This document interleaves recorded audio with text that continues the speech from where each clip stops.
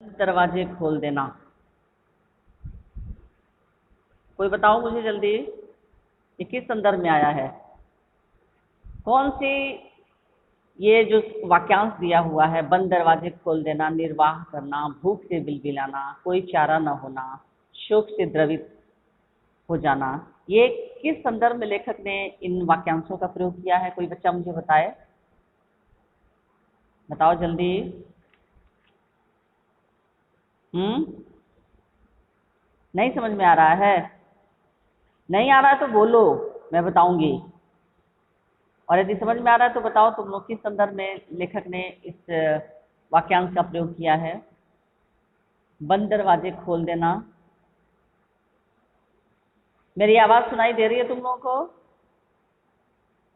हाँ, hello hello. तो तुम लोग क्यों एकदम चुप हो जाते हो? लग रहा है कि कोई क्लास में है ही नहीं। ये बंद दरवाजे खोल देना, किसी को समझ में नहीं आ रहा है? लेखक ने इस शब्द, इस वाक्यांश का प्रयोग किस संदर्भ में किया है, बंद दरवाजे खोल देना? पाठ को पढ़े हो ना? ये पोशाक के संदर्भ में आया है ना, कि मनुष्य की पोशाकें उन्हें विभिन्न श्रेणियों में बांट देती हैं और पोशाक ही समाज में मनुष्य का अधिकार और उसका दर्जा निश्चित करती है। वह हमारे लिए अनेक बंद दरवाजे खोल देती है। ये सब प्रयोग किया है ना लेखक ने। तो बंद दरवाजे का प्रयोग लेखक ने किस संदर्भ में किया है? पोशाक के संदर्भ में, कि हमारे समाज में, हमारे समाज में पोशाक का बहुत महत्व है। अगर किसी का पोशाक बहुत अच्छा रहता है तो उसे बहुत सारी सुविधाएं मिलती हैं, उसे बहुत सारे अवसर मिलते हैं, क्योंकि पोशाकें ही जो है वो बंद दरवाजे खोल देती हैं। ठीक है। उसके बाद है निर्वाह करना। निर्वाह करना शब्द किस संदर्भ में आया है? वाक्यांश निर्वाह करना, चलो बताओ जल्दी। परिवार निर्वाह करना, यानी ये भगवाना के संदर्भ में आया है कि भगवाना जो है अपने परिवार का निर्वाह करता था। किस तरह से? कछियारी करके खेतों में खरबूजे बेचता था, और इस तरह से खरबूजों को बेचकर कभी कभी वो सब्जी भी लगाता था, खेतों में सब्जी भी पैदा करता था, और इस तरह वो अपने परिवार का निर्वाह करता था। जो शब्द दिया हुआ है, वाक्यांश दिया हुआ है, उसी का प्रयोग करना है। ठीक है। भूख से बिलबिलाना, ये कब की बात है? इस शब्द की व्याख्या करके बताइए। भूख से बिलबिलाना, ये किस समय की घटना है? भूख से बिलबिलाना जब भगवाना की मृत्यु हो जाती, बुढ़िया के बेटे की मृत्यु के बाद या भगवाना की मृत्यु के बाद घर में खाने के लिए अनाज का एक दाना भी नहीं था, कुछ भी नहीं था। और उस समय बच्चे जो हैं, भगवाना के बच्चे, वो भूख से बिलबिला रहे थे। आई बात समझ में? हाँ, यस और नो बोलो। उसके बाद कोई चारा न होना, कोई चारा न होना, इसका इसका वाक्य में प्रयोग किस तरह से लेखक ने वाक्यांश का प्रयोग किया है? कहाँ पर किया है? कोई चारा न होना।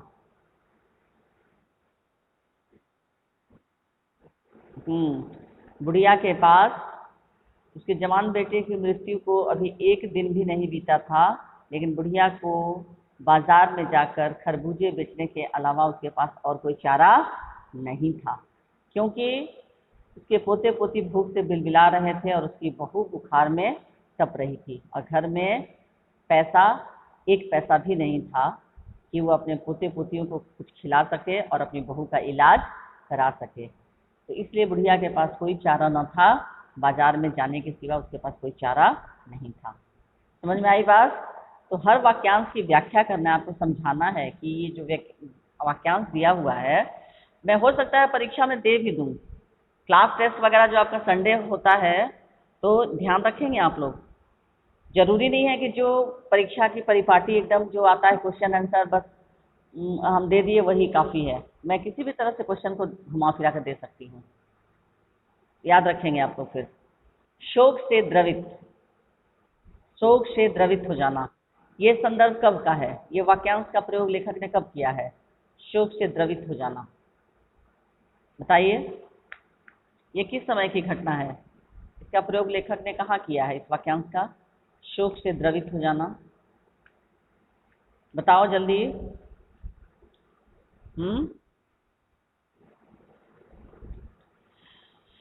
एक इस पाठ में एक संभ्रांत महिला की भी वर्णन लेखक ने किया है। भगवाना की माँ जो गरीब बुढ़िया थी, उसके अतिरिक्त लेखक ने एक संभ्रांत महिला का भी वर्णन किया है। उसके भी जवान बेटे की मृत्यु हो गई थी और वह 2.5 महीने तक पलंग से न उठ सकी और शहर भर के लोग उसके पुत्र के शोक से द्रवित हो उठे थे। पूरा शहर उसके पुत्र शोक से द्रवित था। आपको वो नहीं लिखना है, आपको वर्णन करना है कि पुत्र शोक से द्रवित, यानी कौन पुत्र शोक से द्रवित हो गया था? तो पूरा शहर। किसके पुत्र शोक से? तो संभ्रांत महिला जो थी, उसके भी बेटे की जवान बेटे की मृत्यु हुई थी और वह तो खुद 2.5 मास तक पलंग से नहीं उठी, हमेशा मूर्छा उससे आ जाती थी, बेहोश हो जाती थी, बार बार बेहोश हो जाती थी और हरदम उसके सिरहाने 2 डॉक्टर बैठे रहते थे और पूरा शहर उसके पुत्र शोक से द्रवित हो उठा था। तो ये जो वाक्यांश दिया हुआ है उसका वर्णन आपको करना है। किस संदर्भ में लेखक ने इस तरह के वाक्यांशों का प्रयोग कहाँ किया है? तो अब तक मैंने आप लोगों को बताया पर्यायवाची शब्द युग्म में जो शब्द हैं इस पाठ में, जो शब्द युग्म यानी जोड़े वाले शब्द, उनको शब्द युग्म कहा जाता है। तो जोड़े वाले जितने भी शब्द हैं उनको आप ध्यान रखेंगे, ठीक है? जोड़े वाले शब्द जैसे आपके, मैं फिर से एक बार बोल दे रही हूँ, खसम लुगाई, बेटा बेटी तो उदाहरण में दिया ही है, बेटा बेटी, खसम लुगाई, धर्म ईमान, आते जाते, पास पड़ोस, पोता पोती, ठीक है? मुंह अंधेरे, ये भी शब्द युग्म ही है। झाड़ना फूकना, दान दक्षिणा, लिपट लिपट कर, छन्नी ककना, चूनी भूसी, दुअन्नी चवन्नी, रोते रोते, पूछते पूछते, फफक फफक कर, ठीक है? उसके बाद 2.5 ठीक है? उसके बाद पुत्र शोक भी हो सकता है, पुत्र शोक। तो इस तरह से जितने भी शब्द हैं शब्द युग्म वाले, वो उसका पर्यायवाची शब्द दिया हुआ है। क्वेश्चन नंबर 2 में पर्यायवाची शब्द ईमान, ईमानदार, इसका एक ही और ढूंढ के लिखोगे तुम लोग, ईमान का ईमानदार। बदन, शरीर, काया, तन, अंदाजा, अनुमान, कल्पना, बेचैनी, परेशानी, अधीरता, व्याकुलता, गम का दुख, कष्ट, तकलीफ, ये सब पर्यायवाची शब्द हैं। दर्जा, कक्षा, स्तर, जमीन, धरती, पृथ्वी, भूमि, धरा, जमाना, दुनिया, जग, संसार, बरकत, वृद्धि और लाभ, ये आपका हुआ। उसके बाद क्वेश्चन नंबर 5 ध्यान दीजिए, निम्नलिखित शब्द युग्मों और शब्द समूहों का अपने वाक्यों में प्रयोग कीजिए। ये आप लोग कर लेंगे, कॉपी में कर लोगे, जितने शब्द युग्म दिया है क्वेश्चन नंबर 5, बताओ कर लोगे? हाँ, तुम लोग बोलते क्यों नहीं हो? मैं बार बार पूछती रहती हूँ, सब मुंह में एकदम बैठे रहते हो बंद करके। बोलो जल्दी, वाक्य प्रयोग कर लोगे? क्या बात है? तरुण, सौरभ, सुधांशु, हिमांशु, कीर्तिमान, मेरी आवाज सुनाई नहीं दे रही है आप लोगों को? हाँ, तो मुंह में कुछ दही वही जमा कर रखे हो? कान से आवाज सुनाई दे, बाकी जो बच्चे हैं कान में सुनाई पड़ रही है, तो मुंह में कुछ दही जमा कर रखे हो या मुंह में कुछ खा रहे हो जो बोल नहीं पा रहे हो? क्या तकलीफ है जवाब देने में? क्लास में मैं कल से एंट्री नहीं दूंगी तुम लोगों को, बैठ के इंतजार करते रहना। जब जवाब नहीं देना होगा तो एंट्री ही नहीं दूंगी मैं। ये जो शब्द युग्म दिया है शब्द समूह, इसका वाक्य प्रयोग हो जाएगा? हाँ, नहीं होगा। क्यों?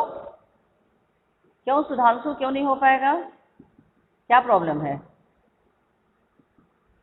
छन्नी कखना, इससे वाक्य नहीं बन सकता है? दूसरा कोई बच्चा बना सकता है? बताओ तो। भगवाना के इलाज में बुढ़िया के पास जो भी छन्नी कखना था वो उसके इलाज में बिक गया। बना कि नहीं वाक्य? किताब से ही तो बन जाएगा, पाठ में जो दिया हुआ है उसी से तो आसानी से बन जाएगा। दुवन्नी चवन्नी, भगवाना की मृत्यु के बाद बुढ़िया को कोई भी दुवन्नी चवन्नी उधार देना नहीं चाहता था। फफक तो फिर कह रहे हो नहीं बनेगा। तुम लोग को हथियार डाल देना का, बना बनाया पका पकाया खाने की आदत हो गई है। हाँ, सीधे बोलते हो नहीं बनेगा। वाई? ये नहीं कह रहे हो कि मैडम समझा दीजिए कैसे बनाना है, तो नहीं बनेगा। क्लास 9 के बच्चे को स्पून फीडिंग कराया जाता है। फफक फफक कर, बुढ़िया भगवाना की मृत्यु के बाद बुढ़िया बाजार में खरबूजे बेचने गई और घुटनों में सिर छिपाकर फफक फफक कर रो रही थी। तड़प तड़प कर, सांप के डसने के बाद भगवाना तड़प तड़प तड़प कर मर गया। बिलख बिलख कर फिर 2.5 मास, संभ्रांत महिला अपने पुत्र की मृत्यु के बाद 2.5 मास तक पलंग से न उठ सकी। पाठ को पढ़ोगे तो सब कुछ मिल जाएगा पाठ के अंदर से ही। मुंह अंधेरे, भगवाना मुंह अंधेरे ही खेतों से खरबूजे तोड़ा करता था।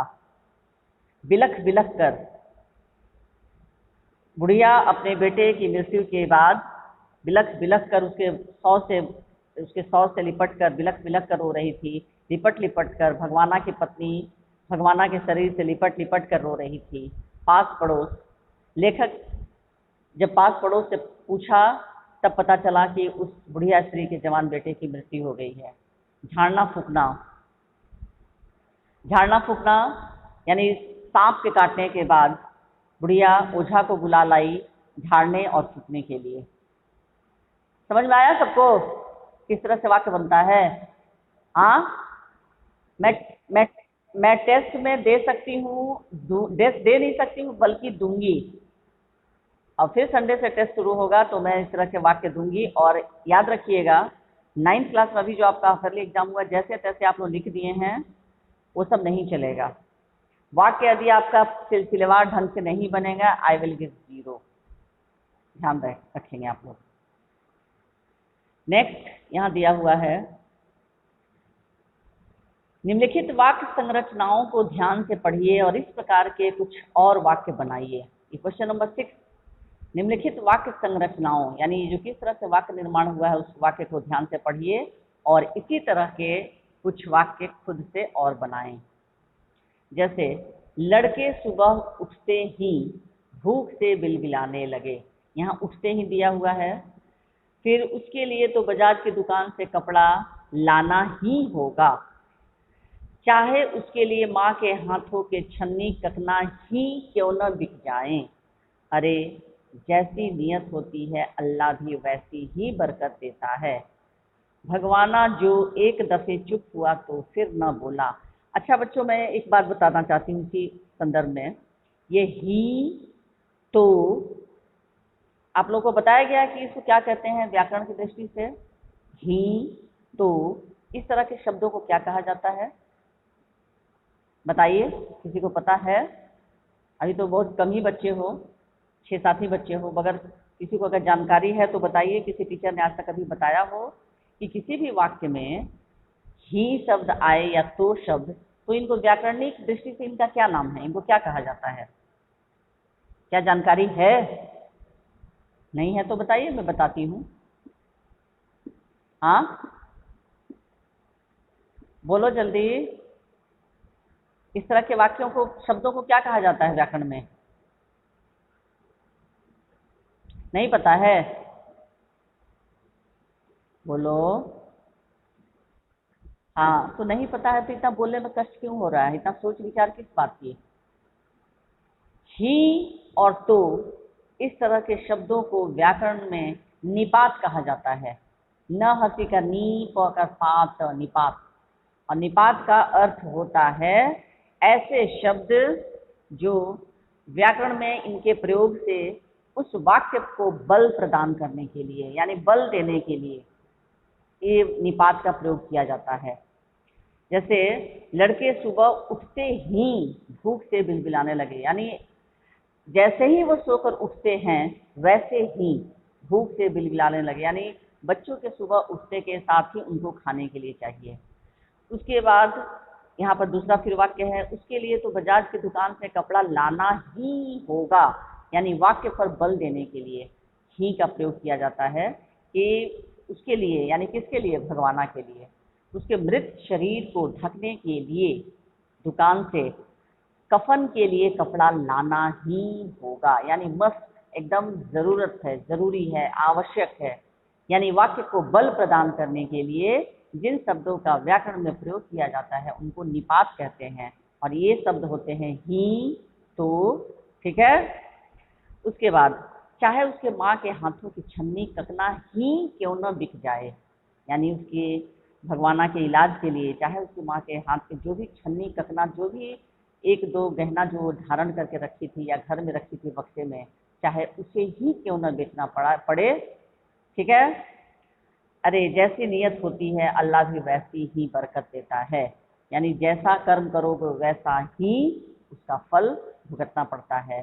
भगवाना जो एक दफे चुप हुआ, जो मतलब जो एक बार चुप हो गया तो फिर न बोला, यानी भगवाना की जब मृत्यु हो गई, यानी एक बार जो भगवाना चुप हुआ तो फिर दोबारा वो नहीं बोला।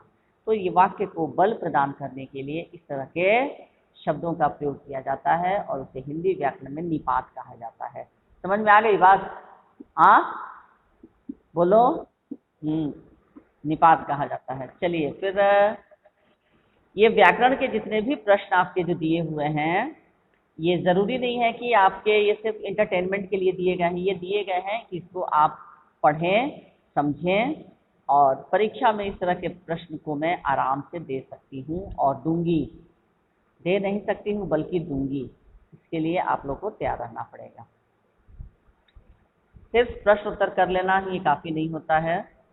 अब ये इस तरह के कुछ और वाक्य लिखिए पाठ से ढूंढकर, निपात वाले शब्द।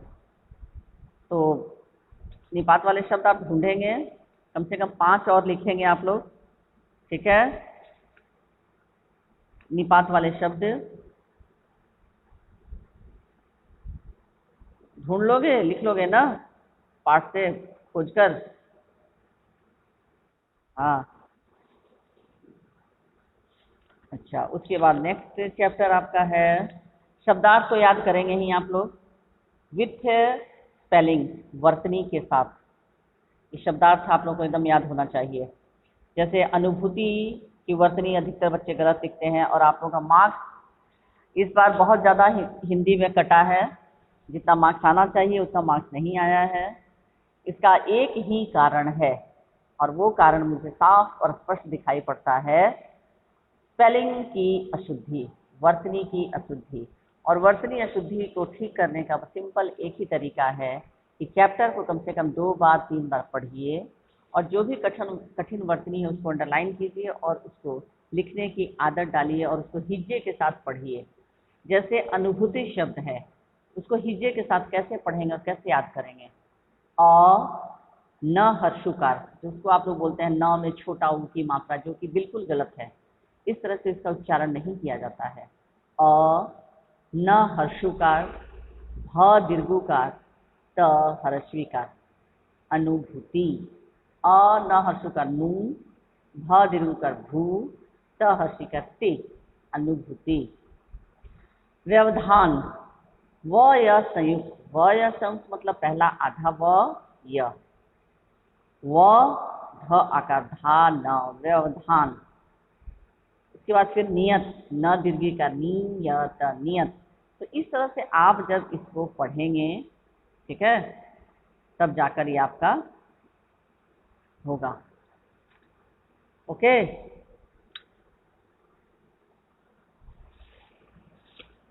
अब हम लोग आते हैं पाठ, एवरेस्ट मेरी शिखर यात्रा। आज मैं रिवीजन ही करा रही हूँ क्योंकि बहुत सारे बच्चे आज नहीं हैं, लगता है फोटोग्राफी के लिए लोग घर से निकल पड़े हैं। एनीवे कोई बात नहीं। अब देखिए यहाँ पर फिर भाषा अध्ययन में दिया हुआ है, और ये भाषा अध्ययन में ये जो मैं लिख रही हूँ कि निम्नलिखित शब्दों की व्याख्या पाठ के संदर्भ में संदर्भ देकर कीजिए। पाठ का संदर्भ देकर का मतलब होता है रेफरेंस देते हुए कि इसका प्रयोग, इन शब्दों का प्रयोग लेखक ने पाठ में कहाँ किया है, तो उसके लिए पाठ पढ़ने की आवश्यकता पड़ेगी आप लोगों को। पहला जो शब्द है निहारा है, ये किस संदर्भ में आया है बताओ मुझे कोई। निहारा है, पेज नंबर 24 के बाद 25 में दिया हुआ है। भाषा अध्ययन दिखा सबको। इस पाठ में प्रयुक्त निम्नलिखित शब्दों की व्याख्या पाठ का संदर्भ देकर कीजिए। निहारा है, निहारा है किस संदर्भ में आया है, जल्दी बोलो।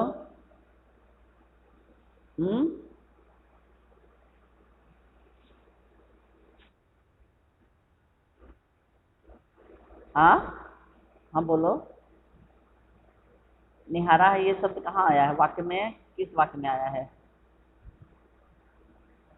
किताब से देखकर ही बताओ। हाँ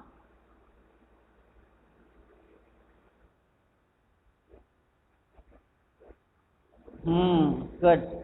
नमचे बाजार से, जहां से मैंने सर्वप्रथम एवरेस्ट को निहारा। यहाँ मैंने से तात्पर्य बचेंद्री पाल, लेखिका बचेंद्री पाल। तो निहारा है यहाँ पर लिखना होगा, निहारा है लिखकर डैश, सर्वप्रथम नमचे बाजार से मैंने एवरेस्ट को निहारा। आई बात समझ में, इस तरह से लिखना होगा। धसकना, धसकना किस संदर्भ में आया है, कहाँ पर आया है, ढूंढिए किताब में कहाँ पर है धसकना। धसकना शब्द का प्रयोग लेखक ने किस संदर्भ में किया है, जल्दी खोजो, खोज कर देखो बताओ।